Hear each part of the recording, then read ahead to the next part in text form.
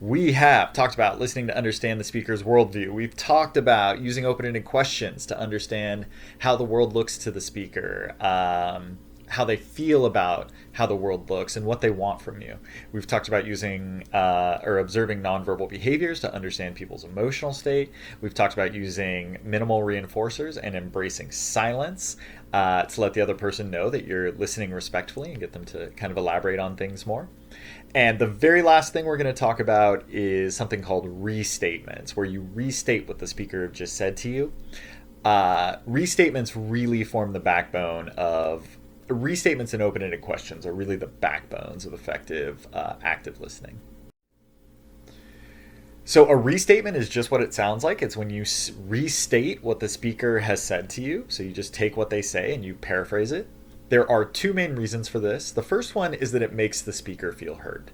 By repeating back to the speaker what they have just said to me, paraphrasing it, not word for word, but paraphrasing what they've just said and repeating it back to them, I let them know that I'm actually paying attention to and remembering and processing this information they're communicating to me.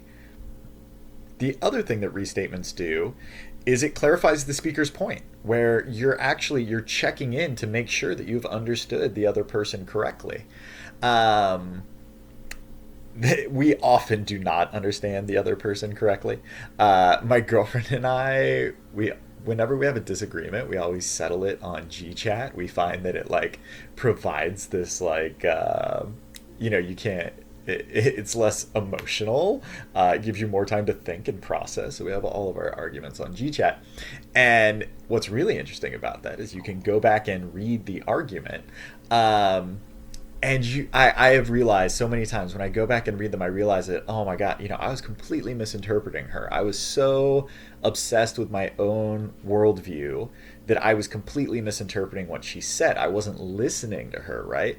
And by using restatements, by making sure that I can say back to her what she is saying to me, then I make sure that I actually have understood her correctly. And that is the point. That's one of the 2 points of restatements is to make the speaker feel heard, but also to make sure that you've heard the speaker. So restatements, like open-ended questions, restatements can focus on intellectual content. They can focus on, hey, how does the world look to the other person? Just describe this to me in a subjective way. So your restatements can focus on content.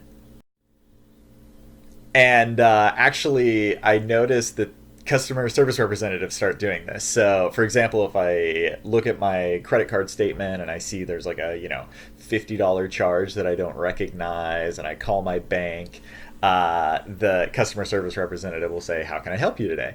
And I'll say, "Oh, I've got this $50 charge. I don't know where it came from." And the customer service representative will reply, "Okay, so it sounds like you have a charge on your credit card statement that you don't know where it came from." And they'll use this restatement. They want to make sure that they have correctly understood the problem that you are presenting.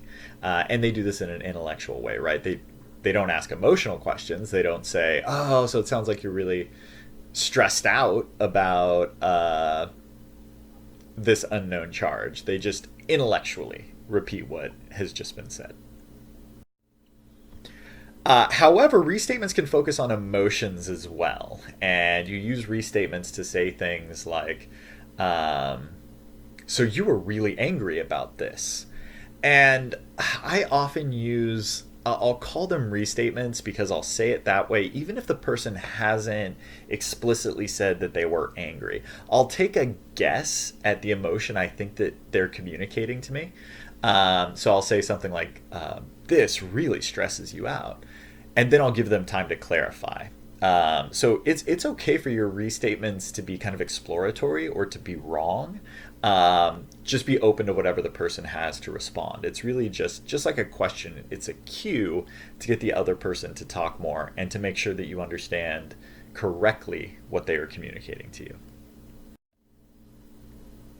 And that is effective listening. We talked about 6 tools for active listening today. We talked about listening to understand the speaker, asking open-ended questions, observing nonverbals, using minimal reinforcers like yep, nodding your head, embracing silence, and restating the message. And that's it.